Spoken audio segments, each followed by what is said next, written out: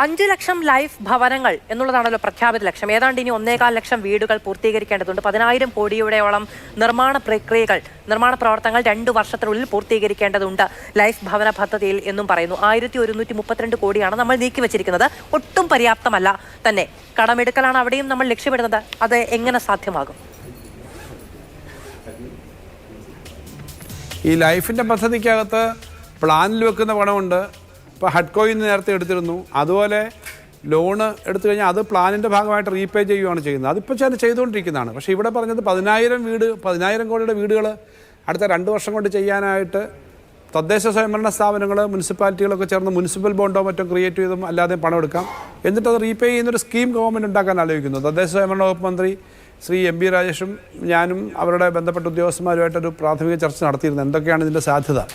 അങ്ങനെയാണെങ്കിൽ നമുക്ക് ഈ വീടുകൾ കൊടുക്കാനുള്ളതിൻ്റെ കൊടുത്ത് നല്ലൊരു ഭാഗം കൊടുത്തു തീർക്കാൻ പറ്റും. പൂർണ്ണമാകാൻ പറ്റില്ല, പിന്നെ ഒരു 2-3 ലക്ഷം കാണും. അത് ഇപ്പോഴത്തെ നമ്മുടെ സമൂഹത്തിനകത്ത് കുറച്ചുകൂടെ എംപ്ലോയ്മെൻറ്റ് ഉണ്ടാക്കും, എക്കണോമി ഒന്ന് ചലിപ്പിക്കുകയും ചെയ്യും. അപ്പോൾ അതുകൊണ്ടാണ് ഒരു 10,000 കോടിയുടെ നിർമ്മാണം പൂർത്തീകരിക്കാൻ വേണ്ടി അടിയന്തരമായിട്ടുള്ളൊരു പരിപാടി ഉണ്ടാക്കും എന്ന് പറഞ്ഞത്. അത് ഡിപ്പാർട്ട്മെൻറ്റ് അത് വർക്ക് ചെയ്തുകൊണ്ടിരിക്കുകയാണ്. അത് സാധാരണ ഇപ്പോൾ ചെയ്യുന്ന ലോൺ എടുത്തിട്ട് തന്നെയാണ് ആ പ്ലാനിൽ നിന്നൊക്കെ അടയ്ക്കുന്നത്.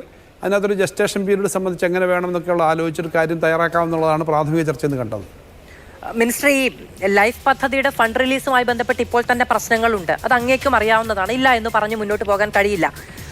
അത് തുടരില്ലേ? അതോ അതിന് പെട്ടെന്ന് അടിയന്തരമായൊരു പരിഹാരം കണ്ടെത്താനൊക്കെ നമുക്ക് സാധിക്കുമോ? അല്ല, ഇപ്പോൾ എല്ലാ കാര്യവും ഒറ്റ ദിവസം കൊണ്ട് തീർക്കുന്ന തരത്തിലേക്ക് ഞങ്ങൾ അപ്പം കൊടുക്കുന്നു എന്ന് പറഞ്ഞിട്ടില്ലല്ലോ. എന്നാലും ഞാൻ നേരത്തെ പ്രതിപക്ഷ നേതാവിൻ്റെ പത്രസമ്മേളനം കഴിഞ്ഞപ്പോൾ ഇതിൻ്റെ കണക്കെല്ലാം എടുത്ത് നോക്കിയിരുന്നു. അദ്ദേഹം 18 കോടിയാണ് കൊടുത്തതെന്ന് പറഞ്ഞപ്പോൾ തന്നെ അപ്പം തന്നെ കഴിഞ്ഞ ദിവസം നിയമസഭയിൽ ഇതേപോലെ പറഞ്ഞിട്ട് അന്നേരം നമ്മുടെ മന്ത്രി എണ്ണിച്ച് ആകെ കൊടുത്ത തുക പറഞ്ഞു. ഇന്നും ഞാൻ നോക്കി 675-700 കോടി ഈ വർഷം കൊടുത്തിട്ടുണ്ട്. കഴിഞ്ഞ വർഷം 1182 കോടിയാണ് കൊടുത്തത്. ഈ വർഷം വെച്ചേക്കുന്നത്, അടുത്ത വർഷത്തേക്ക് വെച്ചേക്കുന്നത് അതുപോലെ തുകയാണ്. പക്ഷേ ഈ വർഷത്തേക്ക് തുക ഇനി കൊടുക്കാനായിട്ട് മാറ്റി വെച്ചിട്ടുണ്ട്. ഈ ആകെ ബുദ്ധിമുട്ട് വരുമ്പോൾ ഒരു മേഖലയെ മാത്രമായിട്ടോ 2 മേഖലയെ മാത്രമായിട്ടോ ഒരു ബുദ്ധിമുട്ടില്ലാതെ വരില്ല. ബുദ്ധിമുട്ട് ഉണ്ടാകുന്നതോടെ എല്ലായിടത്തും ബാധിക്കും. എങ്കിൽ ലൈഫിന് അത്തരം കൊടുത്തിട്ടുണ്ട്. ബഡ്ജറ്റിൻ്റെ അടുത്ത് തന്നെ കൊടുക്കാനായിട്ട് കഴിഞ്ഞ വർഷങ്ങളിലൊക്കെ കഴിഞ്ഞിട്ടുമുണ്ട്. പക്ഷേ ബഡ്ജറ്റിനകത്ത് എത്ര വെച്ചാലും അതുകൊണ്ട് നിൽക്കുന്നല്ല.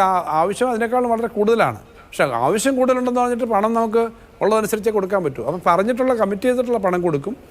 ആ പണം കൊണ്ട് മാത്രം തീരാത്തതുകൊണ്ടാണ് ഞാൻ ഈ പറഞ്ഞിട്ട് പ്രത്യേക പദ്ധതി വെച്ചിട്ട് ഈ കാര്യം ചെയ്യാൻ കൊണ്ട് ആലോചിച്ചത്. മിനിസ്റ്റർ, പക്ഷേ പ്രതിപക്ഷം നമുക്ക് കഴിഞ്ഞ തവണത്തെ ബജറ്റ് വിഹിതം എന്ന് പറയുന്നത് 700 കോടി രൂപയായിരുന്നില്ല. അതിന്റെ 3% മാത്രമേ ചെലവഴിച്ചിട്ടുള്ളൂ എന്ന് പ്രതിപക്ഷം ആരോപിക്കുന്നത്.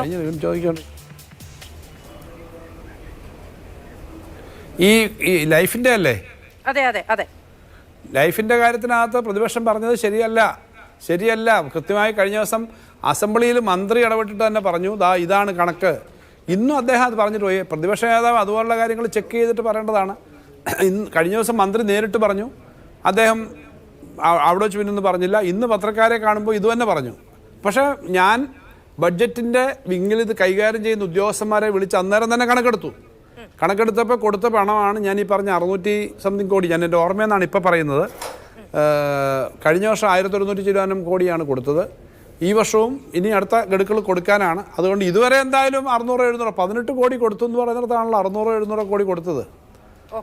അതായത് നമ്മുടെ ലൈഫിന് വേണ്ടി ബജറ്റിൽ മാറ്റിവെച്ചിരിക്കുന്നത് 90% പണമെങ്കിലും നമ്മൾ കൊടുത്തു കഴിഞ്ഞു എന്നാണ് ധനമന്ത്രിക്ക് പറയാനുള്ളത്. ഇപ്പൊ 90 കാണത്തില്ല. ഇപ്പൊ 90 ആയിട്ടില്ല. 90 ആയെങ്കിൽ 90 ആയെന്ന് പറയുന്നത്. 90 ആയിട്ടില്ല. പക്ഷേ കഴിഞ്ഞ പ്രാവശ്യം ഏകദേശം കൊടുത്തു. ഇപ്രാവശ്യം കൊടുത്തതിൻ്റെ തുക ഞാൻ പറഞ്ഞു 600. കറക്റ്റ് ഞാൻ എൻ്റെ ആ കണക്കിൻ്റെ ഡേറ്റ ഇപ്പോൾ 600 കോടി കൊടുത്തു എന്നാണ് ഞാൻ മനസ്സിലാക്കുന്നത്, ഓർക്കുന്നത്, എൻ്റെ ഓർമ്മയെന്ന്. അപ്പോൾ അത്രയും കൊടുത്തിട്ടുണ്ട്. ബാക്കി ഘട്ടഘട്ടമായിട്ട് ഇനിയിപ്പം മാർച്ച് വരെ കൊടുക്കുമല്ലോ. 1000 കോടിയായിരിക്കും കൊടുക്കാനുള്ളത്.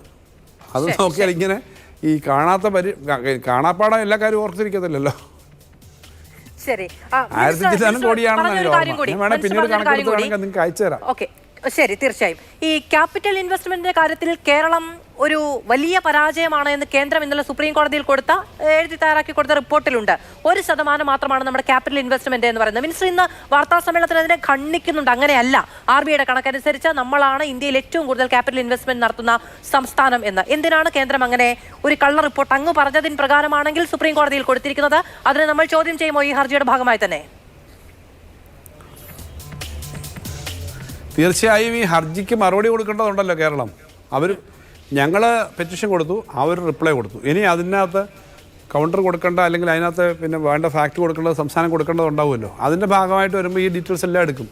നമ്മൾ ഈ പ്ലാനിൽ നിന്ന് കൊടുക്കുന്നത് കൂടാതെ ഏകദേശം തത്തുല്യമായ തുക അല്ലെങ്കിൽ അതിനടുത്ത തുക നമ്മൾ കിഫ്ബി വഴിയും കൊടുക്കുന്നുണ്ട്. ഇത് കൂടാതെ വേറെയുണ്ട്. അവർ നമ്മുടെ കേരളത്തിലെ അക്കൗണ്ടിങ്ങിൻ്റെ ഒരു പ്രശ്നം ഞാൻ പറയാം. അതിനകത്ത് നേരത്തെ വന്നൊരു സിസ്റ്റമാണ്. അക്കൗണ്ടിങ്ങിനകത്ത് നമ്മൾ പ്ലാനിൽ കൊടുക്കുന്ന ക്യാപിറ്റൽ എക്സ്പെൻഡിച്ചർ, പക്ഷേ പഞ്ചായത്ത് ചിലവാക്കുന്ന ക്യാപിറ്റൽ എക്സ്പെൻഡിച്ചറായിട്ട് നമ്മുടെ കേരളത്തിൽ കൂട്ടത്തില്ല. തദ്ദേശ സ്വയംഭരണ സ്ഥാപനങ്ങൾക്ക് നമ്മൾ ഏകദേശം 8,000-9,000 കോടി ഒരു വർഷം കൊടുക്കുന്നുണ്ട്. അതിനകത്തൊരു 3/1 ക്യാപിറ്റൽ എക്സ്പെൻഡിച്ചർ വരുമല്ലോ. ഒറ്റ കാര്യം കൂടി ഒരു ക്ലാരിറ്റി വരുത്തി പോകണമേ മിനിസ്റ്റർ. അതായത് നമ്മൾ ഈ പങ്കാളിത്ത പെൻഷനിൽ നിന്ന് വ്യതിചലിക്കുന്നു എന്ന് പറയുന്നല്ലോ, അത് ഏതു രീതിയിലാണ് എന്നതിനെ പറ്റി നമ്മളൊരു കരട് തയ്യാറാക്കിയിട്ടുണ്ടോ? അങ്ങനെ പങ്കാളിത്ത പെൻഷനിൽ നിന്ന് മാറുമ്പോൾ അത് സ്റ്റാറ്റ്യൂട്ടറി പെൻഷനിലേക്ക് അല്ല പോകുന്നത് എന്നതും ഏറെക്കുറെ വ്യക്തമാക്കുന്നുണ്ട്. സംസ്ഥാനത്തിന് നിലവിലുള്ള പെൻഷൻ ചെലവിനെ കൂട്ടുന്നതായിരിക്കുമോ ഈ തീരുമാനം? അതിന് കൃത്യമായ കരടും കണക്കും കൃത്യമായിട്ട് ഉണ്ടാക്കിയിട്ടില്ല. പക്ഷെ ഒരു കാര്യം മാത്രം വ്യക്തമാണ്, അത് കൃത്യമായ പോളിസി ഉണ്ട്. നിലവിലുള്ള പങ്കാളിത്ത പെൻഷൻ എന്ന് പറഞ്ഞാൽ വളരെ അനിശ്ചിതത്വമാണ്. എന്ത് കിട്ടും, എത്രയും കിട്ടുമോ തുടങ്ങി PF പെൻഷൻ്റെ കൂട്ടൊക്കെയാണ്, അറിയത്തില്ല. അപ്പോൾ അതിനൊരു അഷ്വേർഡ് പെൻഷൻ സ്കീം വേണം. അതിന് കേന്ദ്ര ഗവൺമെൻറ്റിൻ്റെ ഇന്ന് പണം കൊണ്ടുപോയ പണം കിട്ടുക തുടങ്ങിയ അനുവാദത്തിൻ്റെ പ്രശ്നമുണ്ട് ഒരു വശത്ത്. രണ്ടാമത് ഈ എങ്ങനെയാണ് ഇത് നടത്തുന്നതെന്നുള്ള കാര്യം ആലോചിക്കേണ്ടതുണ്ട്. അപ്പോൾ അതുകൊണ്ടൊരു അഷ്വേർഡ് പെൻഷൻ സ്കീം, കൃത്യമായൊരു തുക കിട്ടുന്ന, അവർക്കൊരു സുരക്ഷിതത്വം ഉണ്ടാക്കുന്ന ഒരു പെൻഷൻ വേണം. അതെങ്ങനെയാണെന്നുള്ള പഠനം നടത്തും. ഇപ്പോൾ സർക്കാർ വഹിക്കുന്നൊരു സാമ്പത്തിക ബാധ്യതയുണ്ട്. എന്തായാലും എത്രത്തോളം വരും തുടങ്ങിയ കാര്യങ്ങൾ നോക്കേണ്ടത്, എത്രത്തോളം വരും എന്ന് നോക്കിയിട്ടാണല്ലോ ചെയ്യുക. അപ്പോൾ അതെന്തായാലും പിന്നെ സ്റ്റാറ്റ്യൂട്ടറി പെൻഷൻ്റെ രീതിയിലല്ല, അല്ലെങ്കിൽ സ്റ്റാറ്റ്യൂട്ടറി പെൻഷനെ പോലെയാണ് തുടങ്ങിയ കാര്യങ്ങളൊക്കെ അതിൻ്റെ ഫിനാൻഷ്യൽസ് പഠിക്കുന്ന ഒരു സെറ്റിനെ ഏൽപ്പിച്ചിട്ട് അവർ പറയുന്നതായിരിക്കും ശരി. ഞാനതിൻ്റെ ഒരു പൊതുവായ നമ്മുടെ സർക്കാരിൻ്റെ ഐഡിയ ഇതാണ്, കാഴ്ചപ്പാട് ഇതാണ് എന്നുള്ളതാണ് പറഞ്ഞത്.